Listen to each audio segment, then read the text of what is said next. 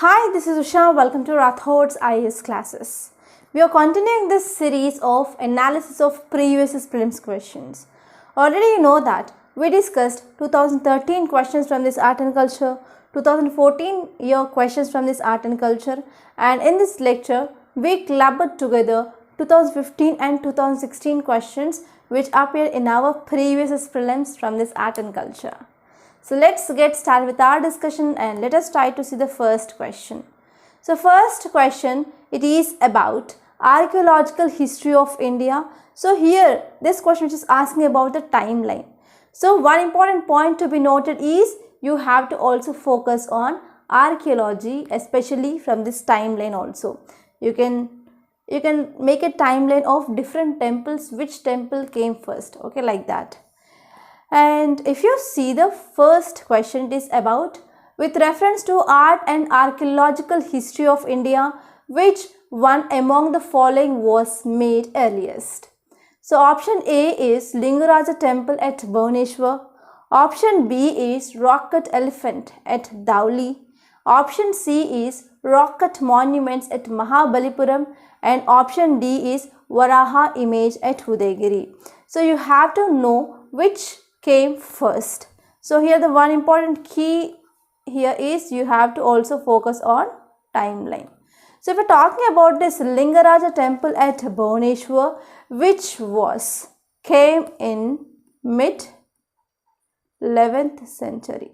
Okay, so when this Lingaraja temple at Bhubaneswar was built in mid 11th century. And if you see this rock cut elephant at Dhauli, which was built in 3rd century. And this rock cut monuments at Mahabalipuram, they were built during 6th to 7th century. And this Varaha image at Udayagiri, which was built in 5th century. So according to this timeline, so which was built first? That is rock cut elephant at Dhauli, which was built in 3rd century. So correct option is option B. And now let us move on to next question. So here the question number 2 is, which one was given classical language status recently? Actually this question appeared in 2015. Actually this was in that year current affairs. So this question which came in that year. So we are going to see as per this 2015 current affairs only. So option A here is Odia, option B is Konkani, and option C is Bhojpuri, and option C is Assam. Option D is Assamese. So now let us try to see answer for this question. So actually in 2015, so there was official language or classical language status given to some languages. So you have to know about them. And I want to ask you a question like, so how many classical languages were present in India? And which is the article which talks about that official languages? So please let me know in the comment box. So if we're talking about classical language in 2015, actually Odia got the status of classical language and it was added in 2015. So here after this added, there were 6 classical languages that were present in 2015. So before this 2015, so they were classical languages like Sanskrit, Tamil, Telugu, Kannada, Malayalam. Okay, so in 2015 there were 6 classical languages. That was, first one is Sanskrit, second one is Tamil, third one is Telugu, next one is Kannada, Malayalam and Odia. So correct answer is option A. And next question is question number 3. So question number 3 is Kalamkari paintings refers to. Kalamkari paintings refers to. So here you have to also focus on this folk paintings. As I said, paintings is one of the important area that you can expect the question. So here there is one question 2015 regarding this Kalamkari paintings. Option A is hand painted cotton textile in South India. Option B is a handmade drawing on bamboo handcrafts in Northeast India. Option C is a block printed wooden cloth in Western Himalayan region of India. And option D is a hand painted decorative silk cloth in northwestern India. Actually this word kalam means pen, kari means work.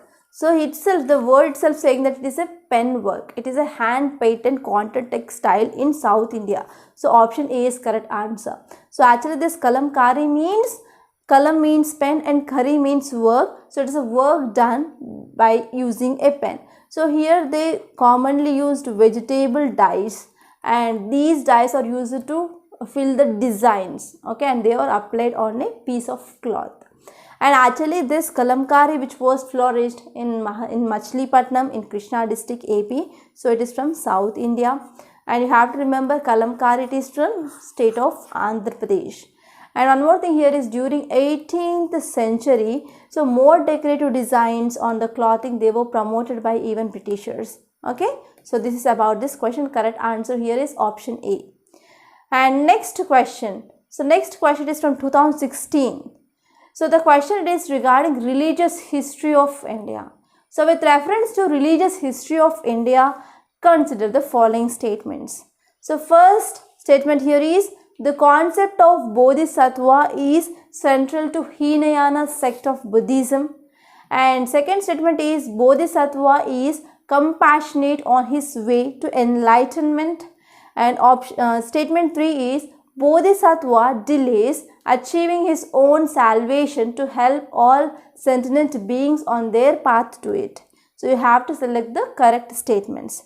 So option A is 1 only, option B is 2 and 3 only, and option C is 2 only, option D is 1, 2 and 3. So now let us see the explanation part. So if we are talking about Bodhisattva, they belongs to Mahayana sect. They belongs to Mahayana sect but not Hinayana sect. You can eliminate these statements like which are having 1 only. Okay, 1 as answer, you have to eliminate that because this first statement is incorrect. So that you will be having a 50-50% option here, that is C or B. So if you see options, statement C, Bodhisattva is a compassionate. So compassion, empathy, sharing of sufferings of others, so they are the important characteristics of Bodhisattva. So this statement is absolutely correct. And next one here is Bodhisattva. So what is the meaning of Sattva? Sattva means living being. Sattva means living being, and Bodhi means aspire to attain enlightenment. Aspire to attain enlightenment. So let us read the third statement once again. So Bodhisattva delays achieving in his own salvation to help all sentient beings on their path to it. So actually these people, they aspire to attain enlightenment.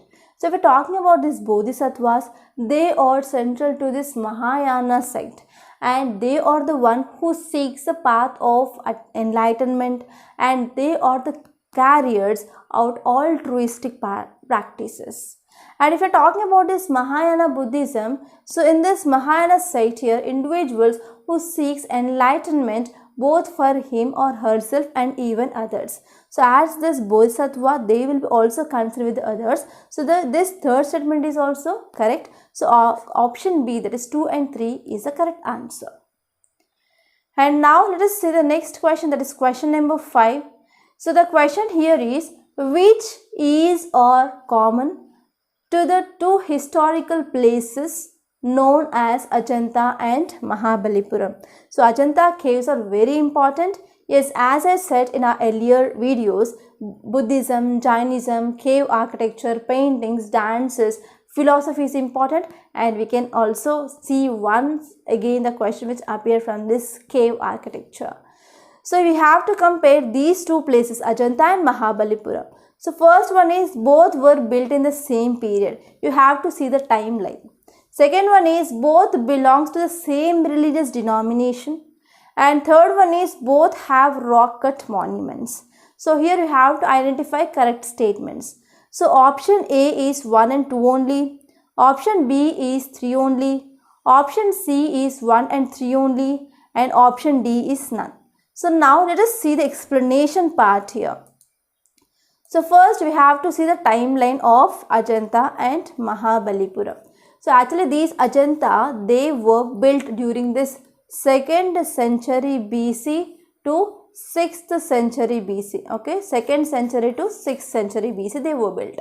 And if you see this Mahabalipuram, they were built by this Mahendravarman I during the 600 to 630, and later on most of these monuments in this Mahabalipuram, they were attributed to the period of this Narasimhavarman I, that is from 630 to 668.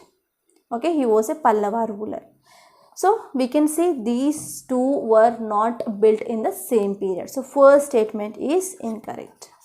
And both belongs to same religion. Actually this Ajanta, they mainly belong to this Buddhist religious denomination. Okay, so we have Buddhist religious denomination, this Ajanta. So in the Mahabalipuram, yes, we have rock cut vratas, we have Pancha Pandavratas, and we have Arjuna pennies, and we have caves of this Govardhanagiri, etc. So here they do not belong to the same religious denominations. So this statement is also incorrect. And both have rock cut monuments. Yes, both of them, they have this rock cut monuments. For example, in Ajanta we have Chaityas, Viharas and Stupas, and we have the mural paintings are also on this caves of this Ajanta. And even in Mahabalipuram also we have rock monuments. So here this third option is correct. So option B is the correct answer for this question. Okay, and now let us move on to next question. Next question is question number 6. It's a very easy question. With reference to cultural history of India, the memorizing chronicles, dynastic histories and epic tales was a profession of whom of the following? It is talking about memorizing chronicles, dynastic histories and epic tales. So option A, it is Shramana. Option B is Parivrajaka. And option C is Agraharika. Option D is Magadha. Okay, don't confuse Magadha. It is not Magadha, it is Magadha. So here we have double A.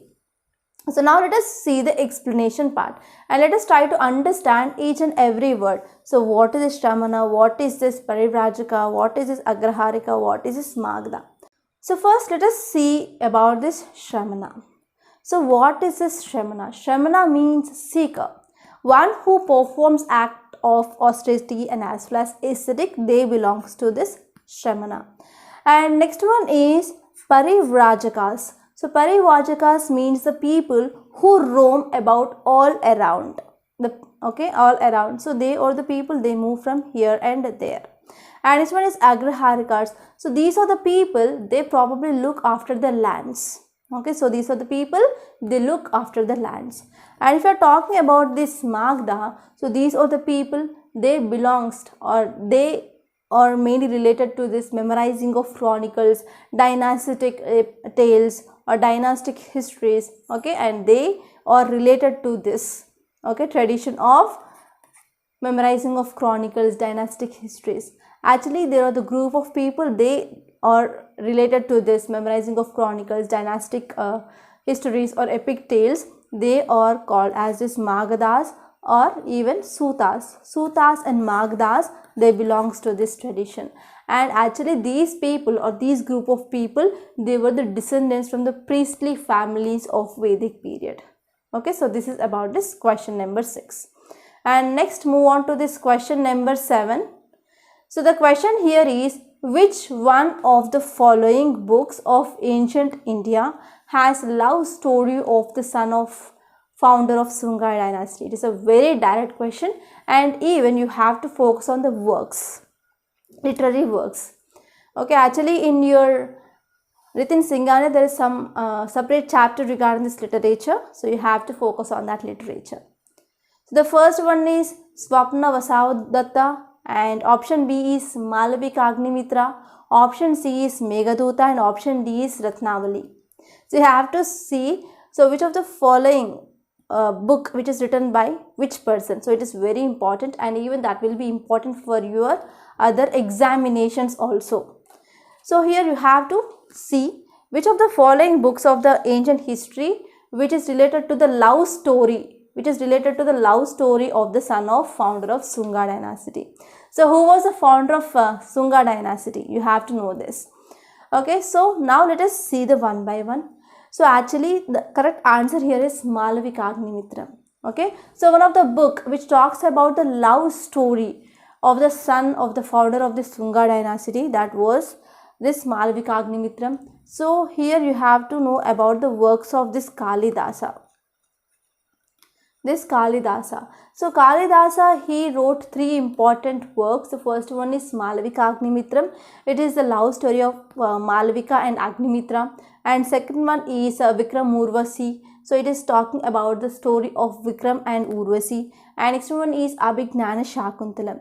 So actually, this Agrimitra, he was the son of founder of the Sunga dynasty, and this Malavikagnimitram, which was a work of this Kalidas, which talks about the love story between Agnimitra and the servant girl Malavika.